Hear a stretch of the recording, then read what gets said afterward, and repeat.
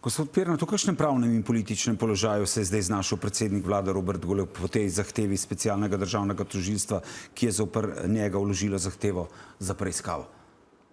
To je naslednji korak v kazenskem postopku in gotovo je tožilstvo dovolj utemeljen sum imela pred očmi, da je zahtevalo uvedbo preiskave in če bo preiskava torej pravnomočno uvedena, pomeni, da je tudi sodišče prepričano, da je nekaj utemeljenega v tem. Mislim, da v tistem primeru, torej za pravnomočnostjo sklepa o uvedbi preiskave, bi moral predsednik vlade odstopiti. To je po vašem mnenju tisti ključen... To je tista točka, zato ker takrat se bosta tako tožilstvo kot sodišče strinjala, da je sum dovolj utemeljen, da je treba izvesti naprej kazenski postopek. Kako pa gledate recimo na odziv predsednika vlade Goloba? Pravi, nihče ni nad zakonom, tvorno bom sodeloval s pristojnimi organi. To je seveda dobro, ampak to se razume samo po sebi, se mora. Zdaj, tisto, kar je, veste, bistvo tega odstopa je, da ne vzbuja nek pritisk na organe pregona in da ne dajo javnosti videza, da je lahko ta pregon kakorkoli izkrivljen zaradi tega. Kako pa gledate poteze oziroma odzive ostalih politikov? Gospod Han je gospoda Goloba spomnil na odstop ministrice za pravosodje, največji tekmec pa pravi, seveda bi se v takem položaju umaknil, Prebilič, da bi dal prostor postopkom, da se izpeljejo čim bolj transparentno, jasno in čisto. To je seveda pravilna trditev. Upam, da bi se ali se bo, če se bo znašel v tem položaju, tega držal, ker vidimo, da nekako muči politike neka posebna pozabljivost v tem pogledu. Res je. Medtem pa se na Komisijo za preprečevanje korupcije, ki prav tako zoper premierja Goloba obravnava zadevo Bobnar, vrsti vse več pritiskov, da ključe ali načrtno rušenje institucije. Še preden bi ta denimo izdala obremenjujoče ugotovitve za premierja Goloba. Kršitve naj bi namreč ugotovili v osnutku. Poglejmo, zakaj si je KPK nakopala več tožb ravno v času, ko zaključuje postopek zoper premierja. Kaja Kobetič. Skoraj 3 mesece pred tožilstvom in njihovo zahtevo za sodno preiskavo je prve zaključke v začetku julija potegnila že Komisija za preprečevanje korupcije. In podobno kot tožilstvo, kjer menijo, da obstaja resen sum za kaznivo dejanje, je neuradno tudi KPK v osnutku ugotovila kršitve zakona o integriteti in preprečevanju korupcije. Današnji postopek je resnično farsa. Danes se moram zagovarjati pred KPK izključno zaradi tega, ker sem se zavzemal za depolitizacijo policije. Postopek je v sklepni fazi, kdaj bo KPK postopek zaključila, pa ni jasno. No, medtem pa je v zadnjih dneh veliko pozornosti požel že zaključen postopek komisije, ko je v primeru zaposlitve Damirja Črnčeca na SDH zaznala korupcijska tveganja in vladi priporočila, naj sistemsko omeji prehajanje med politiko in gospodarstvom. Sklepi, zaradi katerih je tožbo zoper KPK najprej vložil SDH. V demokratični družbi želimo, da so tudi nadzorniki predmet nadzora. Za njimi pa tudi Črnčec sam. In če svojega prehoda iz obrambnega ministrstva v državni holding nikoli zares ni pojasnil, pa se je obsežno razpisal glede protikorupcijske komisije in njenih ugotovitev. V demokraciji nobena institucija ne sme voditi postopkov v državljanih brez tega, da jim ne da možnosti, da podajo svoje mnenje.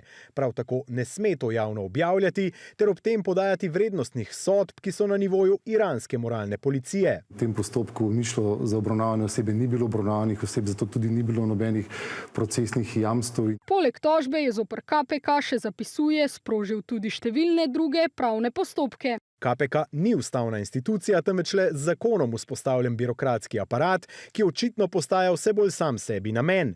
Njihovi postopki so netransparentni, nezakoniti in brez ustreznega pravnega varstva. KPK poteze SDH in Črnčeca vidi kot slep tožbe, torej neutemeljene in pretirane tožbe z namenom utišanja kritičnih glasov. Se pa pritiski stopnjujejo. Zdaj, zakaj, vedo drugi. Že 2 leti nekako se vrstijo takšni in drugačni poskusi diskreditacij, v zadnjem obdobju pa še toliko bolj. Ob ugotovitvah glede Črnčeca pa je bila ostra tudi vlada, da KPK v zadnjem času podaja priporočila, ki terjajo poseben razmislek glede meja njenih pristojnosti in se celo spraševali o njihovih kompetencah. Gospod Pirnat, kako gledate na vlaganje tožb strani SDH in Damirja Črnčeca zoper protikorupcijsko komisijo? No, pogledajte, tu sta dva različna primera. Gospod Črnčec ima vse pravice, da, torej on je fizična oseba, lahko varuje sodno svoje pravice in zato jaz podpiram to, da uveljavlja in uporablja pravna sredstva. Tudi se bojim, da je prav možno, da bodo deloma uspešna, zato ker po vsem videzu njemu dejansko ni bila omogočena udeležba v postopku. Ugotovitve pa se vendarle izrecno nanašajo nanj, oziroma so dovolj očitno določne, da je zlahka mogoče ugotoviti, na koga se nanašajo.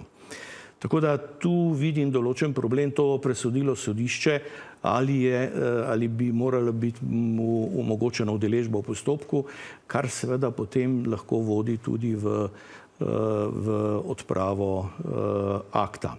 Čisto druga stvar pa je SDH. SDH je pravna oseba javnega prava. SDH je poseben državni aparat za upravljanje z državnim premoženjem in čeprav ne trdim, da ni pravna oseba, da nima ustavnih pravic, pa bi prav zaradi tega moral zelo premišljeno in zmerno uporabljati morebitna pravna sredstva, ne pa tako, da so vložili kar 3 različna pravna sredstva. S tem država toži samo sebe. Mislim, da SDH bi moral biti prej vesel, da je Komisija za preprečevanje korupcije opozorila na neka tveganja in jih poskušati odpraviti. Ne pa, da z vsemi topovi poskuša varovati pravice, kakršne kot pravna oseba javnega prava so pa vendarle bolj relativne. Ampak zdi se, da se vse bolj ne stiska ta obroč okrog KPK-ja, tako strani urada vlade za komuniciranje in seveda tudi SDH-ja, ker zanimivo je, da se je urad vlade za komuniciranje ob ugotovitvah glede zaposlitve Damirja Črnčeca zapisal, da KPK v zadnjem času podaja priporočila, ki terjajo poseben razmislek glede meja njenih pristojnosti in se celo spraševalo o kompetencah senata KPK in tako naprej. No, gledajte, to je razlika med varovanjem pravic, kot je gospod Črnčec z pravnimi sredstvi in pa pritiski na KPK. Jasno je, da vlada lahko pripravi tak zakon. Vlada lahko potem preko večine v državnem zboru doseže, da se z zakonom zmanjšajo pristojnosti KPK in še bolj ohromi. Že zdaj namreč ni, po moji oceni, dovolj učinkovita. In to je pa nekaj, kar je povsem nesprejemljivo. Torej, še zlasti ta odnos vlade, namesto da bi vlada zagovarjala ravnanje KPK-ja in zagovarjala doseganje višjih standardov preprečevanja korupcije oziroma integritete, naprimer s tem, da se preprečuje ta revolving door, torej vrteča se vrata, napada z vsemi topovi, lahko rečemo, pravzaprav KPK. In jaz verjamem, da se zdaj KPK počuti ogroženo. Ampak tukaj se zdi zanimivo, da so glede vloge, ne pa pristojnosti, sploh obstoja protikorupcijske komisije, se na nek način ne znašla na istem bregu tako Janšov SDS, ki je od nekdaj skeptičen do KPK-ja in zdaj kar naenkrat še vlada Roberta Goloba oziroma urad vlade za informiranje. Ja, to je žalostno in to je zelo zaskrbljujoče. Zakaj? Ja, zaskrbljujoče je zato, ker očitno ni neke politične sile dovolj močne v Sloveniji, ki bi zagovarjala borbo proti korupciji, ki bi zagovarjala čim višje standarde integritete. Zdaj, domnevam, da se bodo zdaj vsi oglasili pa rekli, se mi jih zagovarjamo, hkrati pa bi spremenili pristojnosti KPK. KPK je treba okrepiti. Ni dovolj samo 3 ljudi, KPK mora biti večji organ, mora delovati v senatih, tako kot delujejo sodišča in mora imeti dovolj človeških virov, da hitro in učinkovito vodi postopke, vključno s zaslišanji strank, s sodelovanjem. Tako da jaz se pa bojim, da kdorkoli bo na vladi, bo poskušal prej omejiti in ohromiti. In zato sem skeptičen glede spreminjanja zakona.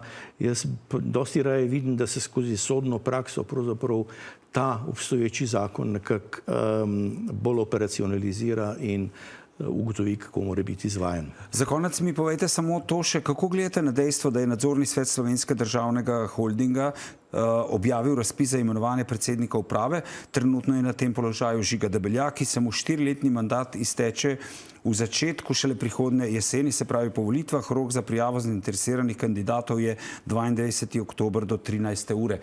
Če takole pogleda, se zdi, kot da si želi urediti službo še za čas po volitvah, če bi se slučajno oblast spremenila.